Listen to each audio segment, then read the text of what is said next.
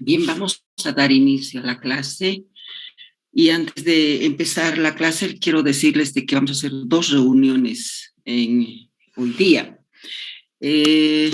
Vamos a hacer la primera clase, esto de inmunodeficiencias adquiridas, congénitas, y una segunda reunión que vamos a hablar exclusivamente de SIDA, así es que terminamos con esta primera clase con inmunodeficiencias y luego volvemos a entrar para escuchar el tema de SIDA. ¿Sí?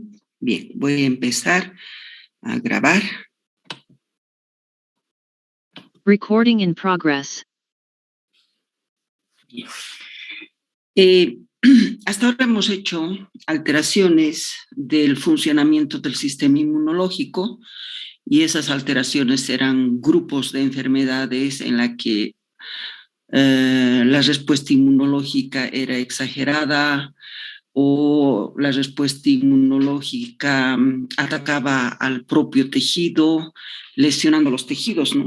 Ahora vamos a hablar sobre la inmunodeficiencia, que quiere decir que es el fracaso de la respuesta de defensa del sistema inmunitario frente a los ataques de elementos patógenos.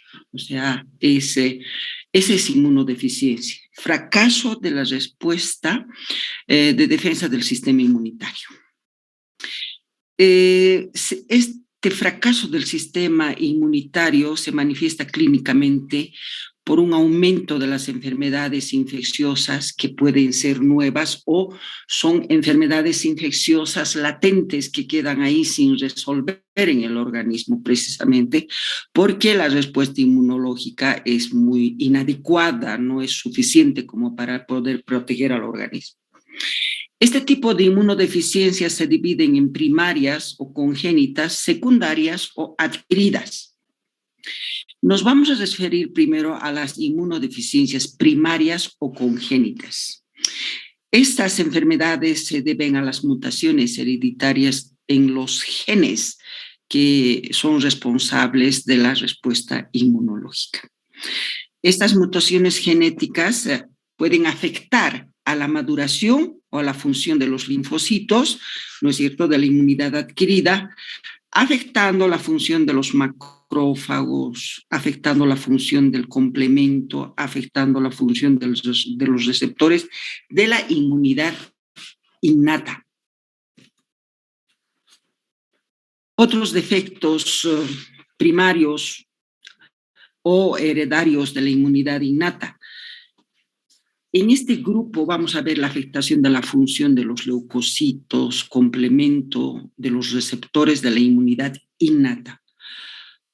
Aumenta la vulnerabilidad a las infecciones en los primeros años de la vida. Ustedes saben muy bien que la inmunidad innata es la que nos protege al ser humano cuando el niño nace y no dura mucho tiempo. ¿Cuáles son estos defectos primarios o hereditarios de la inmunidad innata que afecta la función de los leucocitos, la función del complemento, la alteración en los receptores, aumentándonos la vulnerabilidad a las infecciones en los primeros años de vida? Vamos a tener varios grupos. El primer grupo es aquel grupo de defectos hereditarios en la función de los leucocitos exclusivamente. Y vamos a tener un grupo donde vamos a hablar de las diferencias de la adhesión del leucocito, del leucocito tipo 1. En este grupo hay una mutación de la cadena beta de las integrinas. Ustedes saben muy bien que las integrinas son moléculas de adhesión que son importantísimas para que se puedan estimular los leucocitos, las células endoteliales, y se pueda iniciar la reacción inflamatoria, y la reacción inflamatoria es parte de la inmunidad innata.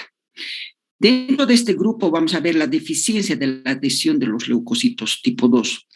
En este tipo de alteraciones vamos a ver hay una mutación en la enzima que es la fucosiltransferasa. Esta enzima es necesaria para la síntesis de la molécula de esa glucoproteína que es la Cialyl-Lewis X. Es el receptor para la selectina. ¿Se acuerdan que la selectina pectinas se unen a las glucoproteínas de la sialil-Lewis X para que se pueda realizar todo el movimiento de los leucocitos durante la reacción inflamatoria. Eso es lo que falla aquí. En esta patología falla la sialil-Lewis X, por lo tanto, falla el rodamiento leucocitario. Por lo tanto, al fallar el rodamiento leucocitario, no va a haber la adhesión leucocitaria y no se va a iniciar esos primeros pasos de la reacción inflamatoria. El segundo grupo son defectos en la función de la fagolisosoma. Este tipo de alteraciones que se presentan en la función del fagolisosoma tenemos como ejemplo el síndrome de Chediak-Higashi.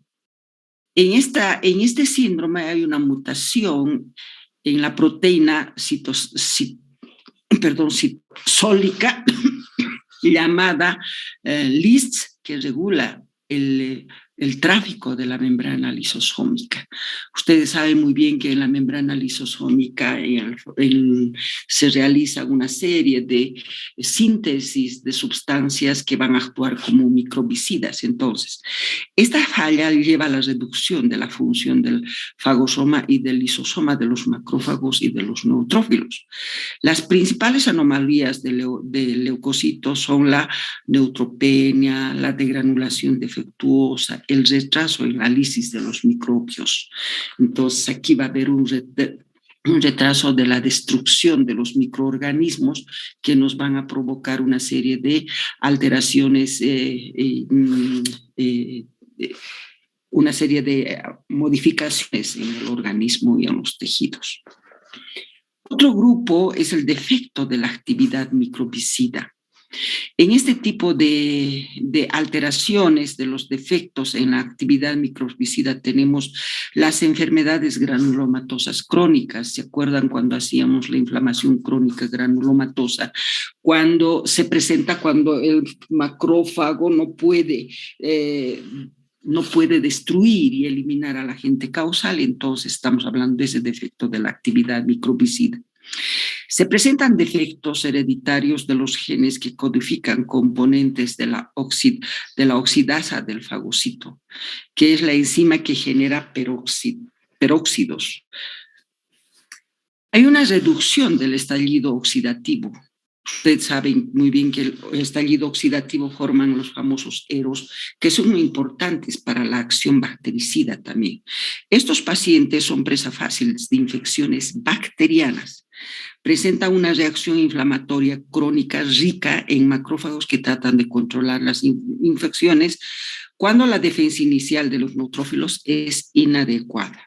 Hay una deficiencia de la mieloperoxidasa, ¿no es cierto?, por un defecto que se presenta en los macrófagos por el defecto de la mieloperoxidasa, que es esta.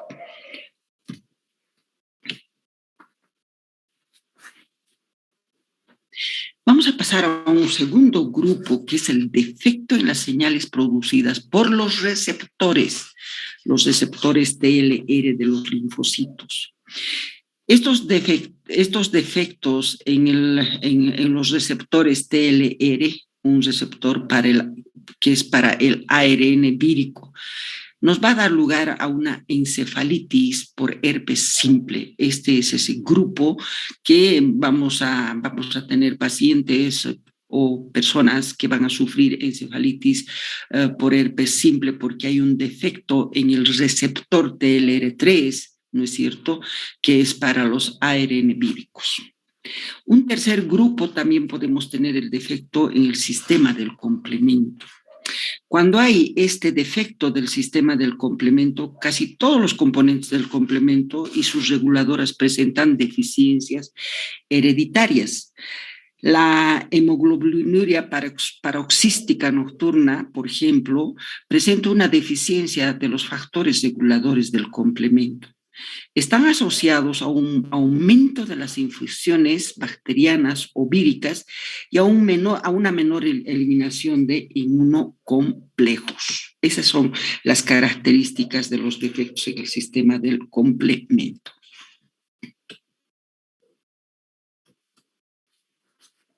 Bien, la deficiencia de los componentes del complemento activados por la vía alternativa, como la properdina y el factor D, son infrecuentes, pero se asocian a infecciones piógenas de repetición. La deficiencia del complemento C3 por la vía clásica o por la vía alternativa da defectos de todas las funciones del complemento. Estos individuos sufren infecciones piógenas recurrentes cuando falla el sistema del complemento.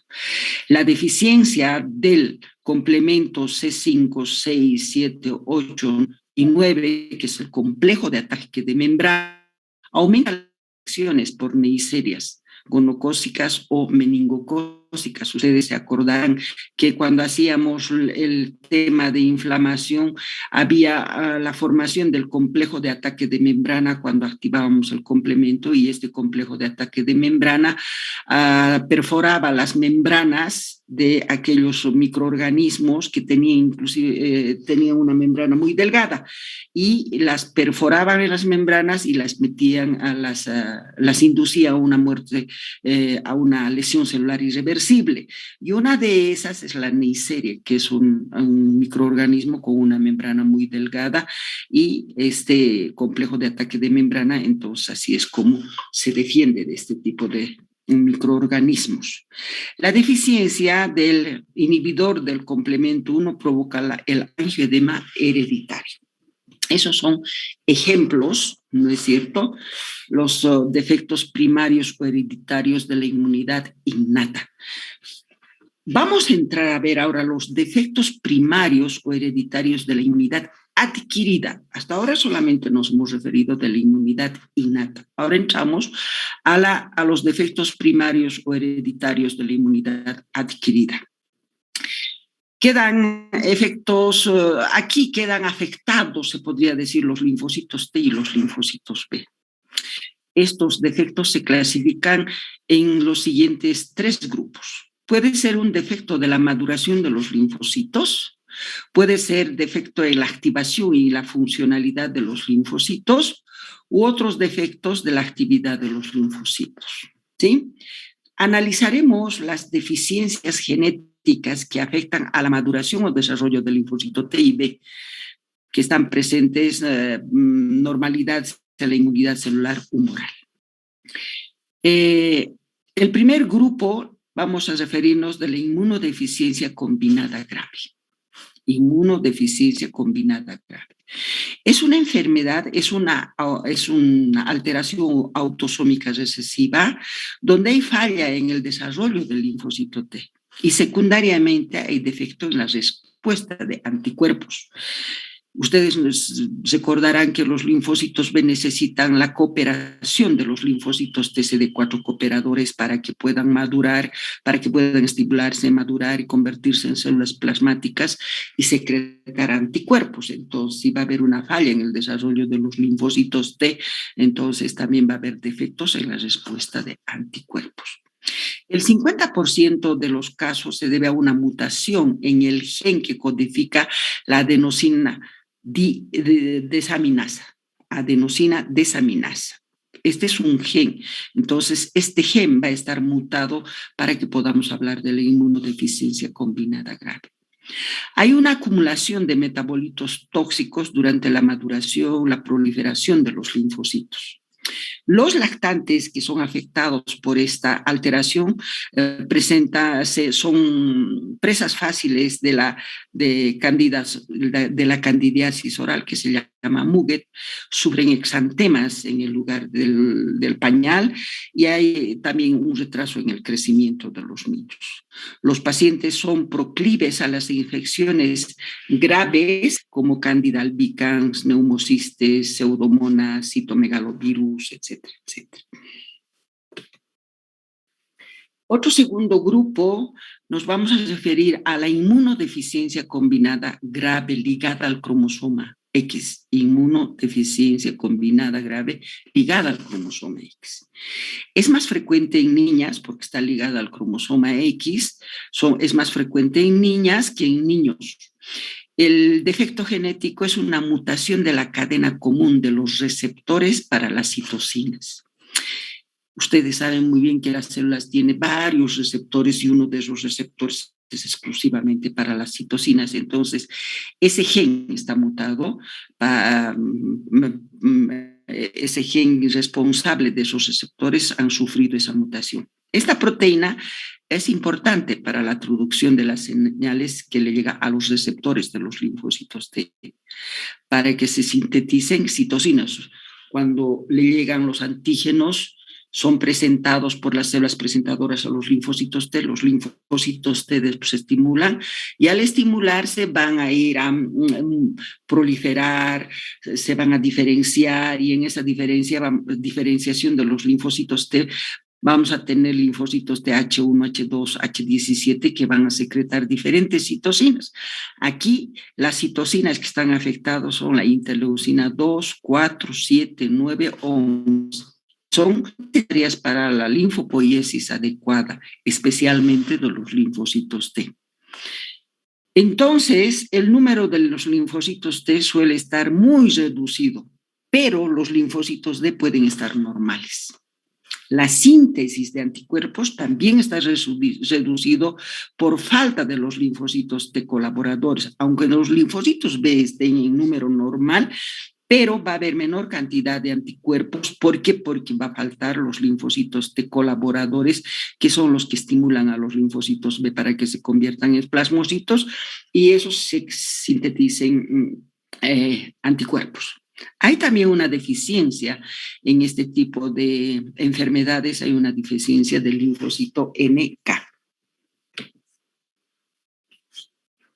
Vamos a ver otro grupo de alteraciones genéticas, la agamaglobulinemia ligada al cromosoma X, agamaglobulinemia de Bruton también se llama.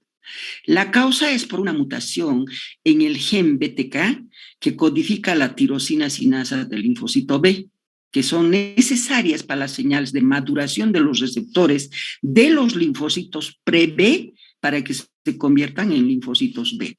O sea, aquí se altera la maduración de los linfocitos B. Pero esta mutación hace que el receptor del linfocito pre-B no pueda producir señales y la maduración se detiene. La maduración del linfocito B se detiene. Es una falla del desarrollo de los linfocitos pre-B a linfocitos B maduros. Por lo tanto, no hay anticuerpos en la agamaglobulinemia de Bruton. La enfermedad no se manifiesta hasta los 6 meses de edad, hasta que se agotan las inmunoglobulinas maternas. Los microorganismos causales de las infecciones son Haemophilus influenzae, Streptococcus pneumoniae y los virus. La forma clásica de esta enfermedad tiene las siguientes características. Los linfocitos B faltan o están reducidos en la circulación, en las concentraciones séricas de las inmunoglobulinas también están reducidas, los centros germinales de los ganglios linfáticos, las placas de Peyer, las amígdalas están poco desarrolladas, no hay células plasmáticas de ningún tipo. Las reacciones mediadas por los linfocitos T son normales. O sea, aquí lo único que vamos a tener alteración es todo lo que se relaciona con los linfocitos B. En cambio, los linfocitos T en su maduración y en su función están normales. Esa es la agamaglobulinemia de Bruton. Síndrome de Dichort, hipoplasia tímica. ¿Qué es lo que pasa aquí? Es una deficiencia de los linfocitos T, porque los linfocitos T se forman en el timo por una falta de desarrollo de la tercera o cuarta bolsa faríngea que dan lugar a la formación del timo y a la paratiroides. Hay pérdida de la inmunidad mediada por los linfocitos T, por la hipoplasia o la pérdida del timo. Las concentraciones de inmunoglobulinas pueden ser bajas o normales dependiendo de la intensidad de la deficiencia de los linfocitos T. O sea, o están normales o están bajas la presencia de inmunoglobulinas en la circulación sanguínea, porque no se olviden siempre que el linfocito TCD4 es colaborador para que los linfocitos B puedan estimularse, puedan proliferarse, puedan diferenciarse en plasmocitos y son las responsables de las inmunoglobulinas. Pero en este tipo en el síndrome de DiGeorge, podrían estar un poco bajas la acción de los linfocitos T o estar normales. Ahora vamos a ver otro grupo donde hay un defecto genético que afecta solamente la actividad y función de los linfocitos. Dentro de este grupo tenemos el síndrome de hipergamaglobulinemia M. Se produce por una mutación en los genes que codifican la molécula CD40 del linfocito T colaborador, es el linfocito de CD4. Esta molécula CD40 se une al linfocito B, se une a los macrófagos y a las células dendríticas. La alteración desencadena el cambio de la clase de la inmunoglobulina, la maduración de los linfocitos, la estimulación de la función microbiana de los macrófagos. Los pacientes afectados producen gran cantidad de anticuerpos IgM. Entonces, en este tipo de alteración, en el síndrome de hipergamaglobulinemia, vamos a tener cualquier cantidad de inmunoglobulina M y ausencia de la inmunoglobulina GAE. Solamente vamos a tener gran cantidad de inmunoglobulina M. El número de los linfocitos T y los linfocitos B son normales. Ocasionalmente la inmunoglobulina M reacciona con las células sanguíneas y cuando reacciona con las células sanguíneas nos van a llevar a las anemias hemolíticas, a la trombocitopenia, a una neutropenia autoinmunitaria. Puede haber proliferación de las células plasmáticas que producen inmunoglobulina M que infiltran la mucosa del tubo digestivo. Otro grupo de enfermedades que corresponden a este grupo de alteraciones es la inmunodeficiencia variable común. Esta inmunodeficiencia variable común es un defecto en la producción de anticuerpos con una hipergamaglobulinemia que afecta a todas las clases de anticuerpos, pero a veces solamente a la inmunoglobulina G. El número de linfocitos B en la sangre y en los tejidos linfoides es normal, pero no se diferencia en plasmocitos. La diferenciación de los anticuerpos se debe a defectos intrínsecos de los linfocitos B y anomalías en la activación de los linfocitos T colaboradores. Esta anomalía se encuentra en los receptores para la citosina BAP, que promueve la supervivencia y la diferenciación de los linfocitos B.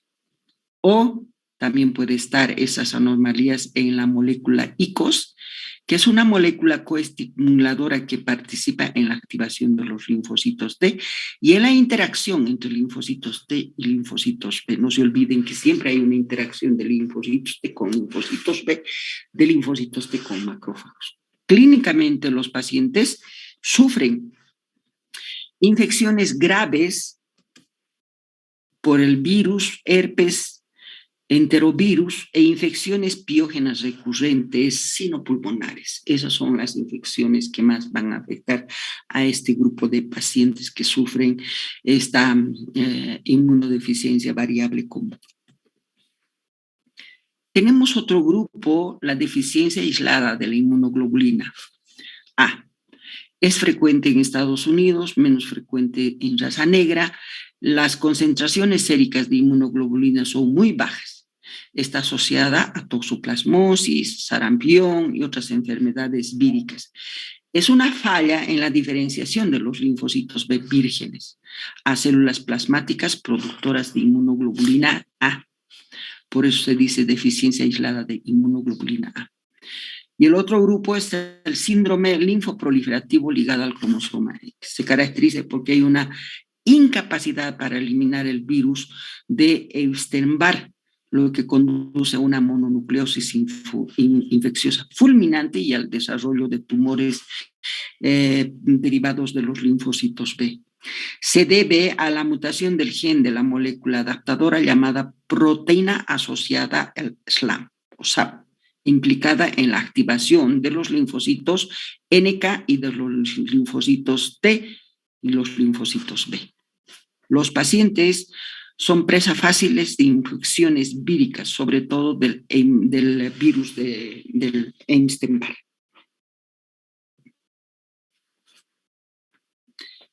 También tenemos las inmunodeficiencias asociadas a enfermedades sistémicas. ¿Cuáles son esas? El síndrome de Wiskott-Aldrich es una enfermedad ligada al cromosoma X. Se caracteriza por presentar trombocitopenia, eczema, y son muy vulnerables a las infecciones y provocan la muerte temprana. El timo es normal en estos pacientes. Hay pérdida progresiva de los linfocitos T en la sangre periférica y en los ganglios linfáticos. La concentración de inmunoglobulina M es muy baja, con una inmunoglobulina G normal y elevada de las concentraciones séricas, también de la inmunoglobulina A y de la inmunoglobulina E. Sufren generalmente estos pacientes linfomas de tipo de linfocitos B. Este es un esquema que tienen en el libro, y en este esquema está de la médula ósea, cómo se generan los linfocitos. Aquí hablamos de prolinfocito B y cómo cuando tenemos la interrupción, por ejemplo, la deficiencia de esta enzima, que de esta sustancia nos va a llevar a la ausencia de los linfocitos T y a las diferentes enfermedades que se producen por deficiencia. Por ejemplo, aquí, si va a haber una cadena donde vamos a interrumpir que los linfocitos T se conviertan en linfocitos T maduros, entonces vamos a tener el síndrome de DiGeorge, vamos a tener todas este tipo de enfermedades. Aquí está esquemáticamente de todo lo que les he presentado teóricamente en las diapositivas que han antecedido a este grupo.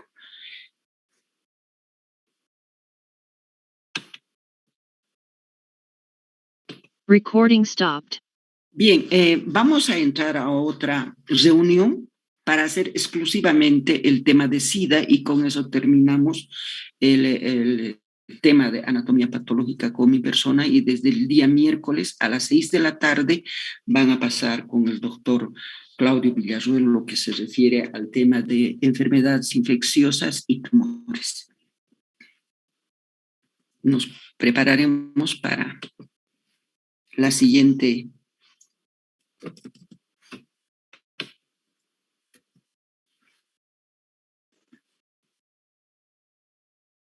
Síndrome de inmunodeficiencia adquirida o el famoso SIDA. ¿Qué es el SIDA? Es una enfermedad causada por el retrovirus, denominado virus de la inmunodeficiencia humana, VIH.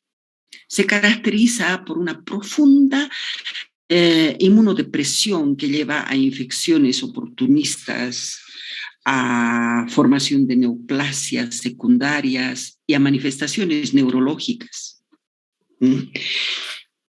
Ahora, nosotros tenemos, no sé si esto, sí, epidemiología.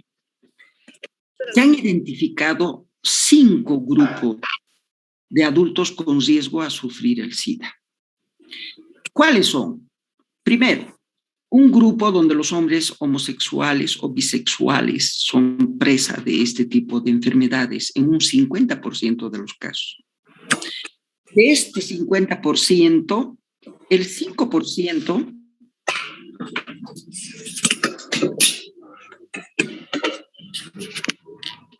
apaguen sus... Disculpe, doctor. El 5% son consumidores de drogas por vía intravenosa. El 60% de los casos nuevos es por contactos homosexuales. Ahora el concepto ya está cambiado, ¿no? No solamente se ve en los homosexuales, sino también en los heterosexuales. Un segundo grupo, consumidores de drogas por vías intravenosas, representa el 20% de los sujetos infectados en el año 2009, dice. Otro tercer grupo, aquellos pacientes hemófilos, son aquellos pacientes que sangran fácilmente por falta de los factores 8 y el factor 9 del sistema de la coagulación. Entonces, en este tipo de pacientes hemófilos reciben grandes cantidades de factor 8 y factor 9, especialmente antes de 1985, teníamos un porcentaje del 0.5%. ¿Por qué tan bajito? Porque no hay muchos hemófilos, ¿no es cierto? Un cuarto grupo, los receptores de sangre y componentes sanguíneos infectados. Estamos hablando de aquellos pacientes que no son hemofílicos, pero que necesitan de una transfusión sanguínea. Felizmente representa el 1%. Luego tenemos un quinto grupo, aquellos que tienen contactos heterosexuales, especialmente aquellos que consumen drogas por vía intravenosa, que constituyen el 20% de la población infectada con este virus de la insuficiencia humana. Es la propagación más frecuente de este virus en la actualidad, los heterosexuales. Un sexto grupo, las infecciones por el virus de los recién nacidos. O sea, los recién nacidos se infectan, ¿no es cierto?, con el virus del VIH humano. Generalmente las características epidemiológicas son diferentes en menores de 13 años. Este tipo de infectación del recién nacido corresponde al 2% de todos los casos de SIDA. Existen, dice, 5.000 o 500.000 a 400.000 muertes en el año 2006. ¿Cómo adquieren los recién nacidos la enfermedad? Adquieren la enfermedad de la madre a través de la barrera placentaria, o sea, quiere decir que atraviesa la barrera placentaria, a través del canal del parto cuando hay ruptura de los vasos sanguíneos, entonces puede entrar el virus a la sangre de los vasitos rotos del recién nacido o durante la lactancia también.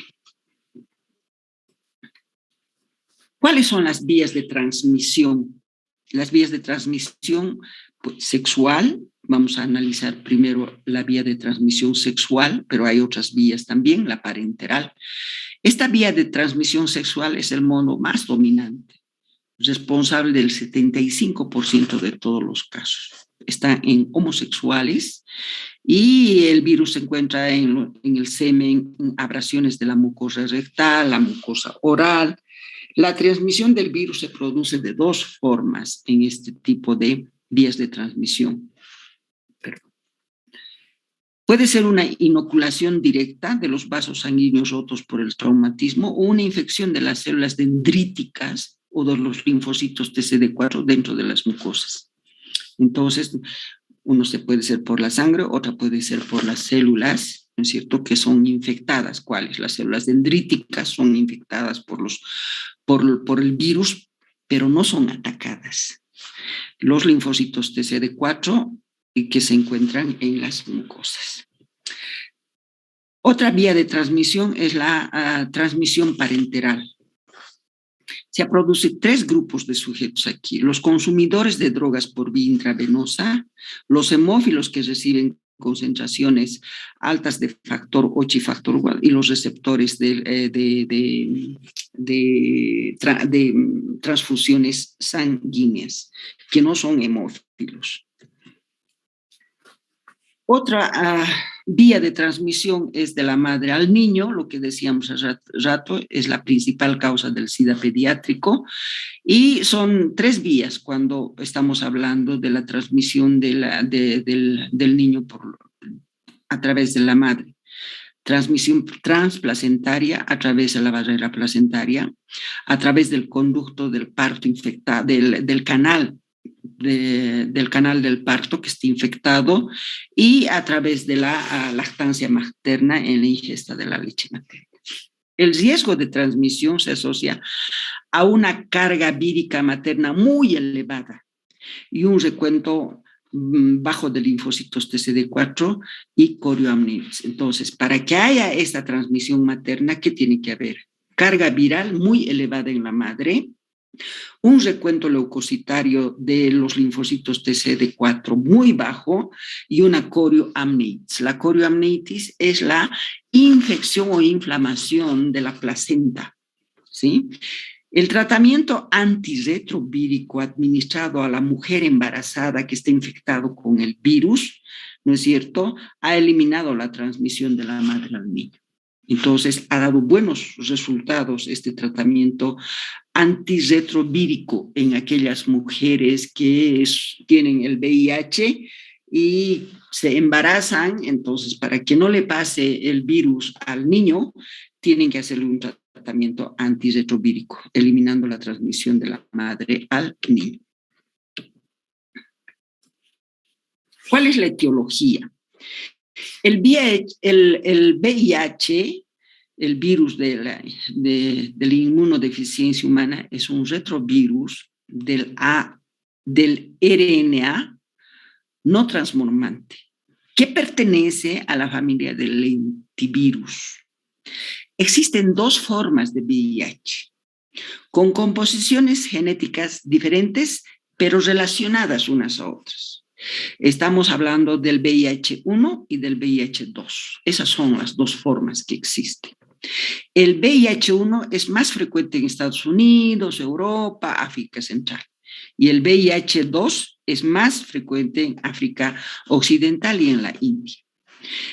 Tanto el VIH-1 y el 2 son infecciones oportunistas y el reservorio y la fuente de infección natural son los chimpancés.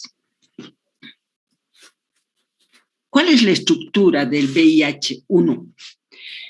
La estructura del VIH-1 se caracteriza porque tiene una forma esférica, mide 100 nanómicras a 140 nanómicras, contiene un núcleo central electrodenso en forma de cono y contiene una proteína central, que es la P24 de la cápside, y la P18, que es la nucleocápside.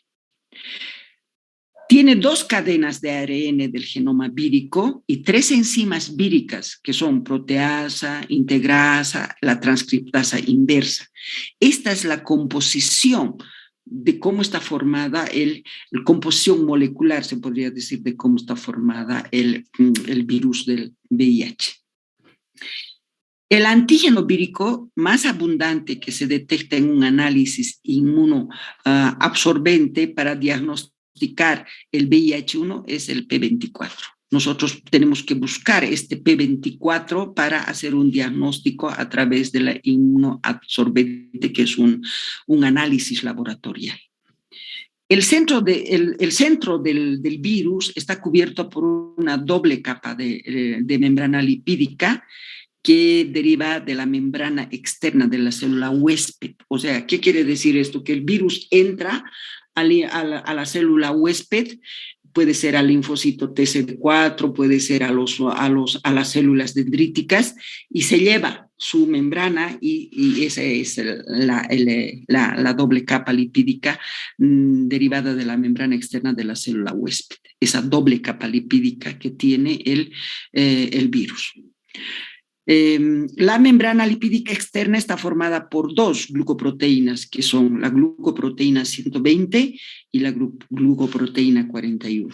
Escuchen bien, la mayoría de las variaciones moleculares de las diferentes cepas del VIH-1 se agrupan en las regiones de las glucoproteínas de la cubierta. Entonces, es importante estudiar la cubierta para hacer el diagnóstico. Estamos hablando de esta estructura. Miren, esta es la estructura, esta es la membrana lipídica. En esa membrana lipídica están las glucoproteínas 120, la glucoproteína 41. Y más internamente nosotros tenemos esto, que son las glucoproteínas 18 y la glucoproteína 24, que son más internas, más del núcleo. Y está el RNA. 2 cadenas de RNA ¿no es cierto?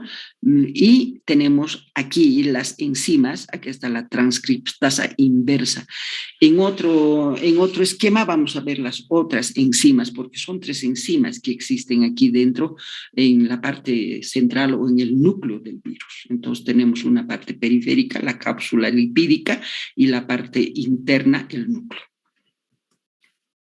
Esto de eso les estoy hablando, esto es un esquema que tienen ustedes en su libro, ahí está, es una formación esférica, el virus del SIDA, el HIV.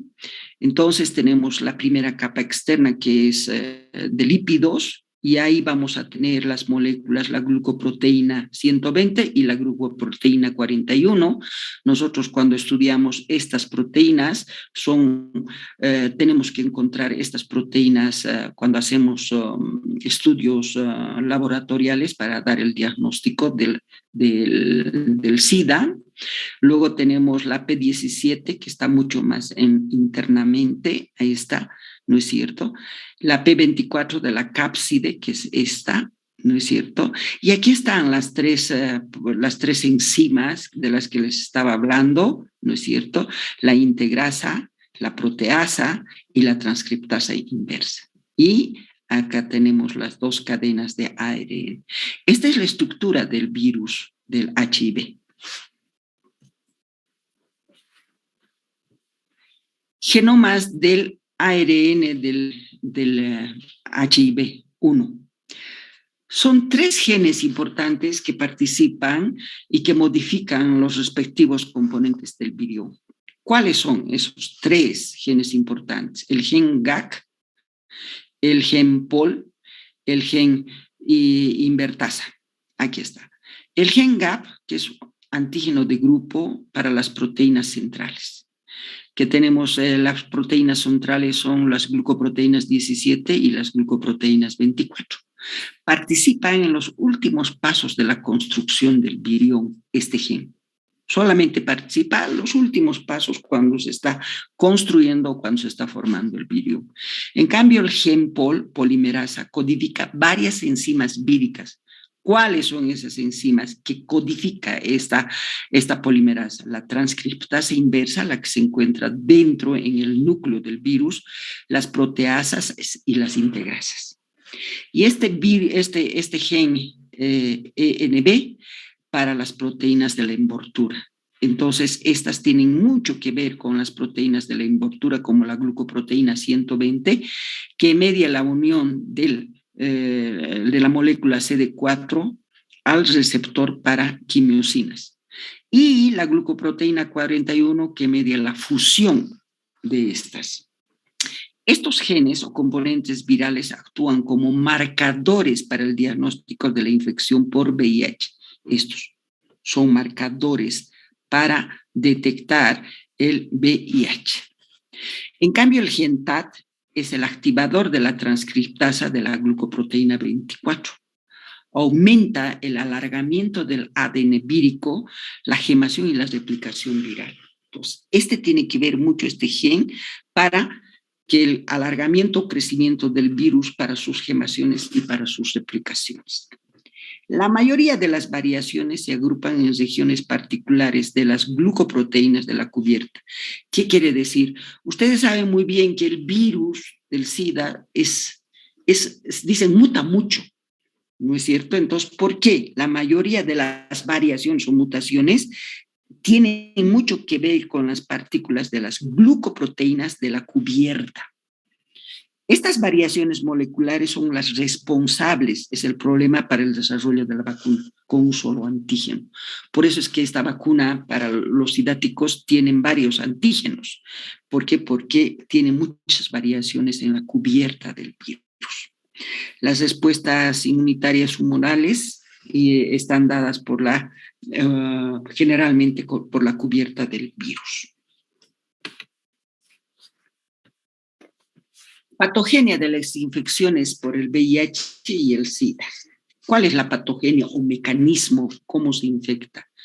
Se relaciona con la depresión de los linfocitos TCD4 o colaboradores. ¿Qué quiere decir esto?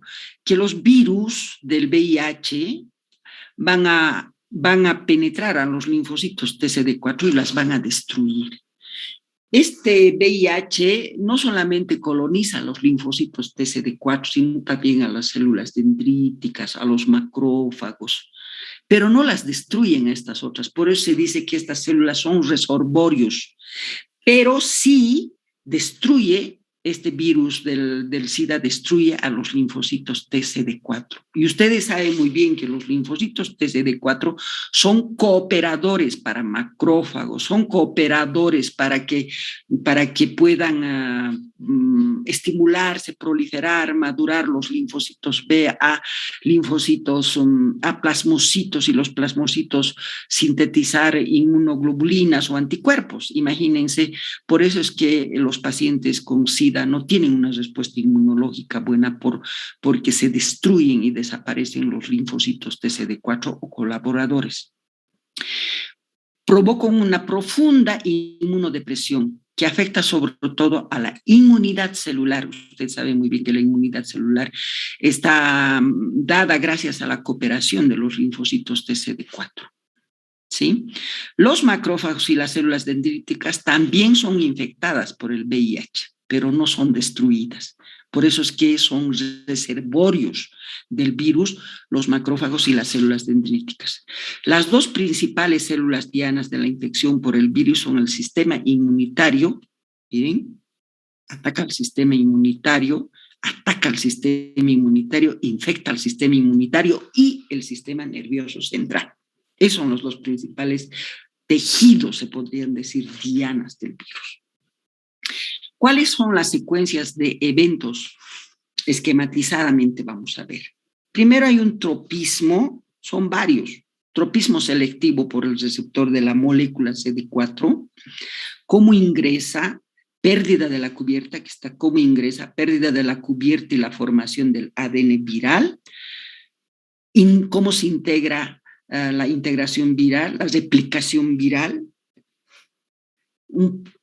Entramos en un periodo latente y ataque inmunitario y luego destrucción de los linfocitos TCD4, una diseminación viral y la reperfusión de la infección por el VIH sobre las células inmunitarias.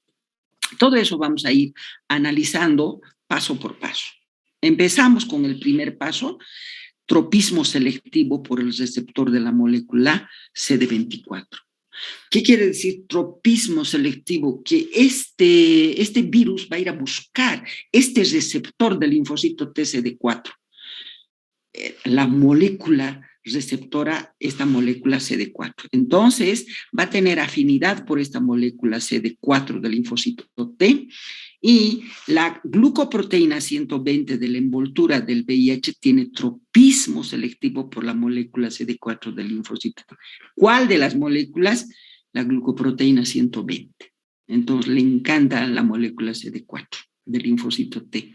Es el linfocito T colaborador de los macrófagos, células de la microglia, o sea que va a tener afinidad por los macrófagos, las células de la microglia, células epiteliales del cuello uterino, células del Langerhans de la piel y las células dendríticas.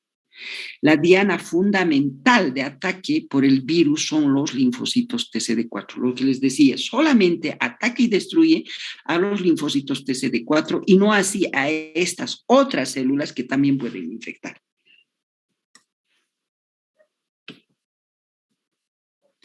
¿Cómo ingresan? Una vez que ha detectado a las moléculas CD4, a los macrófagos, etcétera, etcétera. La glucoproteína 120 del virión se combina con el receptor CD4 de la célula infectada. Para esta fusión de virión con la membrana, o sea, después se fusionan, pero para esta fusión se requiere una quimiosina receptora, que es esta, la CCR. Entonces, para que haya fusión de esta glucoproteína, ¿no es cierto?, con la molécula CD4 necesita una quimiosina receptora.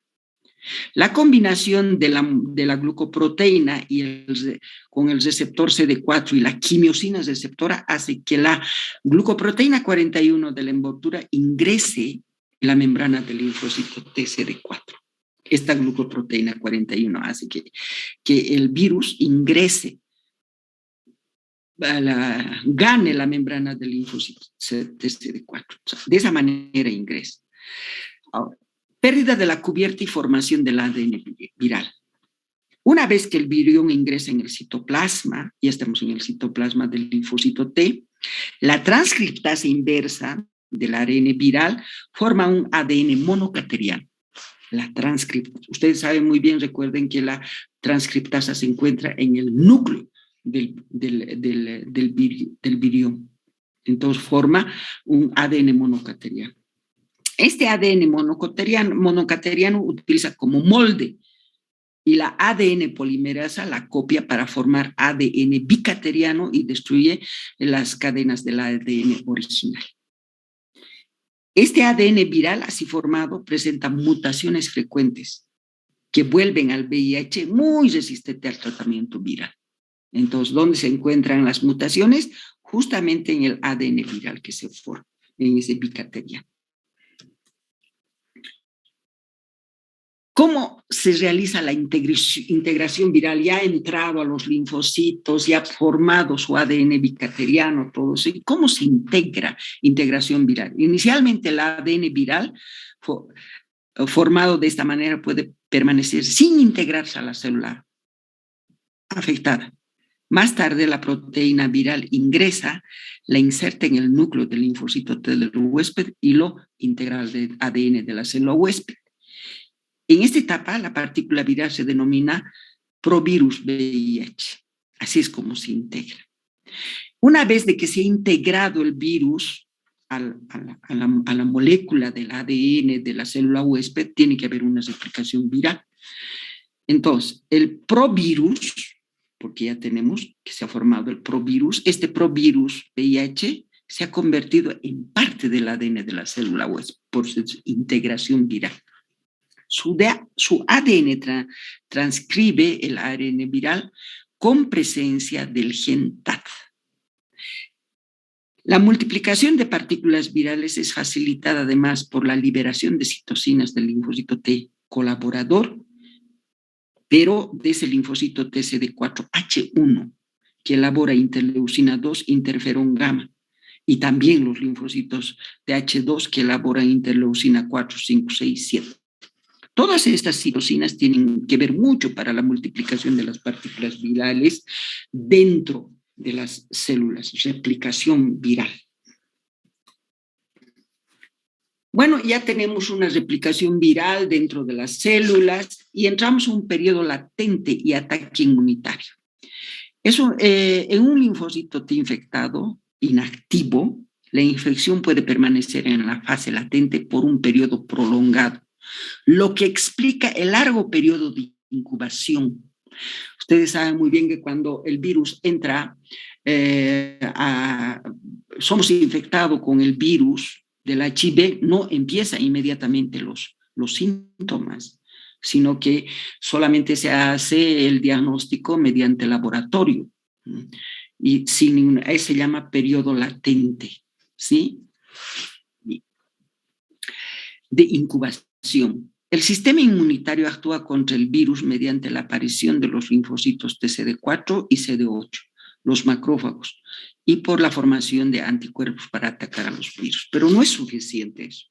Este periodo es breve y el virus pronto domina el sistema inmunitario del huésped. ¿Sí? Entonces, en ese periodo latente, el organismo todavía se quiere defender sintetizando inmunoglobulinas, activando a sus linfocitos TCD4 que no han sido todavía infectados, a sus macrófagos, etcétera, etcétera. Pero eso es lo que pasa en el periodo latente, donde no hay todavía signos y síntomas. Y luego tenemos la destrucción de los linfocitos TCD4, es lo que les decía. Muchas células pueden ser infectadas por el virus, por el VIH, pero solamente los linfocitos TCD4 son destruidos, son atacados. Las partículas virales se replican en los linfocitos TCD4, comienzan a formar brotes de la pared celular de las células huésped. Estas partículas se desprenden de las células huésped infectadas, dañando parte de la membrana celular y causan la muerte por apoptosis de los linfocitos TCD4. Otro mecanismo explica la destrucción de los linfocitos TCD4 cuando las empujan a una necrosis de los precursores de los linfocitos TCD4 y la formación de células sinciciales gigantes secundarias a la unión de más células de glucoproteínas 120 y a la superficie de los linfocitos TCD4. Entonces, pueden ser atacados, destruidos y mandados a la muerte por apoptosis o pueden llevarla a una necrosis también de los linfocitos TCD4. Así es como vamos a perder linfocitos TCD4. ¿Cómo se realiza la diseminación viral? La liberación de las partículas virales de las células huésped infectadas, que pueden ser los linfocitos T, pueden ser los macrófagos, las células dendríticas, las células epiteliales, propagan la infección a las moléculas huésped CD4 y provocan una viremia. A través de la circulación, el virus ingresa a los tejidos linfoides, como ser ganglios linfáticos, vasos, donde se multiplican más, convirtiéndose en el sitio dominante del reservorio de los virus en lugar de la circulación. O sea, más tenemos a nivel de los ganglios linfáticos y a nivel de los vasos. Ahí es donde se van a ir a diseminar, se van a proliferar, ¿no es cierto?, más que en la circulación sanguínea. Por eso se dice, se convierten en sitios dominantes de reservorios de los virus. ¿Quiénes? Los ganglios linfáticos y el vaso. La reperfusión de la infección por el VIH sobre las células inmunitarias. El VIH infecta otras células del sistema inmunitario del huésped y también afecta a células linfoides no infectadas. Otras células del sistema inmunitario infectadas son los monocitos circulantes, los macrófagos tisulares, las células dendríticas, etcétera, etcétera. Las células linfoides no infectadas son linfocitos B, linfocitos NK y los linfocitos TCD8. Los linfocitos B no tienen receptor para el VIH. Esto es bien importante. Células linfoides no infectadas, todas estas, porque no tienen receptores para el VIH. ¿Sí? Bien. Voy a tratar de... Bien, ahora vamos a hablar de las infecciones del sistema nervioso por el VIH. La infección del sistema nervioso es la más grave. Ocurre en un 75 a 90% de los pacientes con SIDA pueden presentar compromiso neurológico. Infecta a las células de la microglia, a los astrocitos, a los oligodendrocitos, y lo hacen de la siguiente manera. Primero, infección transportada a la microglia por la subpoblación de monocitos macrófagos CD4, ¿no es cierto?, de las células endoteliales infectadas por el HIV. Infecciones directas de los astrocitos y oligodendrocitos. Las neuronas no son invadidas por el VIH, pero son afectadas debido a la unión de la glucoproteína 120 y la liberación de las citocinas por los macrófagos. Miren, más es una afectación química de las sustancias químicas de esta glucoproteína. Las neuronas no son infectadas por el virus del VIH. Acá está todo este sistema. Este es el tropismo de la molécula CD4, es el receptor CD4 que tienen los linfocitos T, ¿no es cierto? Tiene afinidad a ese receptor el virus del VIH. Entonces, a través de receptores reconocidos, ingresa al linfocito y al ingresar, ¿qué va a tener? Va a perder, miren, aquí tiene una cubiertita, miren, aquí con cubiertita está entrando la cubierta de esa capa de fosfolípidos, esa capa lipídica, bicapa lipídica y el núcleo. Entonces, después, cuando ingresa, pierde su cubierta lipídica y solamente se queda la porción nuclear, el ADN viral. ¿Cómo se integra? Una vez que pierde la cubierta, se integra el virus al ADN. Y una vez que se integra al ADN, entonces sí puede haber una replicación dentro del núcleo. Y cuando hay una replicación, cuando se replica para salir, ¿qué va a hacer? Tienen que lesionar la membrana, la pared de los linfocitos. Entonces, estos linfocitos van a morir y los viriones van a salir. Ataque inmunitario sobre las células huésped. Miren cómo destruyen. Hay una destrucción después de que salen los linfocitos. Entonces destruyen a los linfocitos CD4. Ahí está destrucción. Por eso es que tenemos menor cantidad de linfocitos TCD4. Y una vez que se destruye el linfocito TCD4 donde se ha proliferado, entonces tenemos la diseminación viral por la sangre a todos los tejidos. Esos son los pasos. Y este es un esquema que ustedes tienen, cómo los virus ganan la barrera placentaria, después son reconocidos por las células dendríticas. Estas células dendríticas las van a presentar a los linfocitos TCD4. Además, el virus tiene afinidad por la molécula CD4 del linfocito T. Ese linfocito T, ¿qué va a pasar? Puede ser destruido, metido a una apoptosis, ¿no es cierto? O de lo contrario, esas células, los virus van a llegar hasta el ganglio, en el ganglio, en el vaso, van a proliferar, son reservorios y de ahí se va a producir la viremia, ¿no es cierto? Va a ir a la sangre y va a ir a infectar a todos los tejidos, ¿no es cierto? Destruyendo a lo que se llaman los linfocitos TCD4. Esta es también cómo penetra el virus a la célula. Ahí está.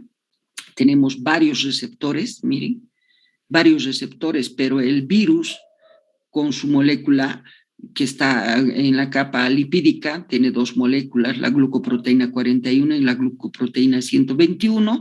Gracias a esas moléculas van a ser reconocidas por los receptores, se van a unir a los receptores, van a realizar una serie de transformaciones en su superficie, se va a poner en contacto con la membrana, miren, el receptor, los 7 receptores transmembranas adheridos a la proteína G es la que está actuando, se va a fusionar y de esa manera, miren cómo la membrana del virus se fusiona con la membrana celular del linfocito y vamos a tener, se fusiona y lo que entra solamente es el núcleo, la cadena de ARN. Esta cadena de ARN, ¿qué va a pasar? Va a haber una síntesis mediada por la transcriptasa inversa del ADN provírico, ahí se está sintetizando, y esa síntesis del ADN provírico va a entrar al núcleo y en el núcleo se va a poner en contacto y se va a mezclar, se va a intercalar con el ADN de la célula, ¿no es cierto? Se hace parte de la célula, del ADN de la célula, y de esa manera vamos a tener nosotros el ARN que le va a permitir la replicación del virus. Van a empezar a replicarse los virus, después van a destruir las células, van a atacar a la membrana, se van a liberar y tenemos las infecciones, la viremia del virus. Y estas son las infecciones oportunistas secundarias en todos los sidáticos. ¿Cuáles son esas infecciones oportunistas micóticas? Como la candidiasis, criptococosis, la coccidioidimicosis, histoplasmosis y la nocardia. Las virales, citomegalovirus, herpes simple 1, 2, herpes zóster, Epstein-Barr, etcétera, etcétera. Las bacterias, Mycobacterium tuberculosis, el avium intracelular, la nocardiosis y la salmonelosis. Los protozoarios inmertos, la neumocistis carini, toxoplasmosis, giardia, etcétera, etcétera. Y estos pacientes frecuentemente hacen neoplasias secundarias al SIDA, el sarcoma de Kaposi, por ejemplo, el linfoma primario del sistema nervioso central, el linfoma de No-Hodgkin, el carcinoma asociado al virus Epstein-Barr. Generalmente que estamos hablando de esos, del cáncer de cuello uterino, la vagina, y la angiomatosis basilar. Manifestaciones clínicas principales, ahí tienen el síndrome de consunción. ¿Qué quiere decir síndrome de consunción? Que enflaquecen tremendamente, ¿no es cierto?, los pacientes. Linfoadenopatías generalizadas persistentes, manifestación de glucolípidos, ¿no es cierto?, manifestaciones pulmonares, manifestaciones mucocutáneas, hematológicas, todas las manifestaciones que puedan, miren, sistema nervioso central, ginecológicas, renales, hepatobiliares, cardiovasculares, oftalmológicas, musculoesqueléticas y endocrinológicas. Todas esas manifestaciones clínicas podemos tener en este tipo de pacientes, claro, como no tienen una respuesta inmunológica adecuada, entonces todos los sistemas son afectados. Y las enfermedades neurológicas, tenemos aquí el complejo SIDA-demencia, meningoencefalitis, meningitis aséptica, neuropatía periférica, lesiones diseminadas de la médula espinal, etcétera, etcétera.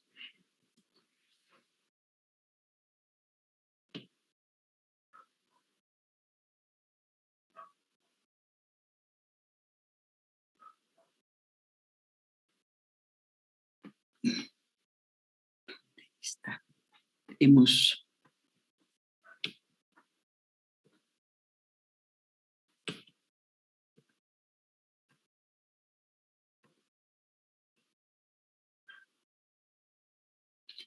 terminado la clase, muchachos, y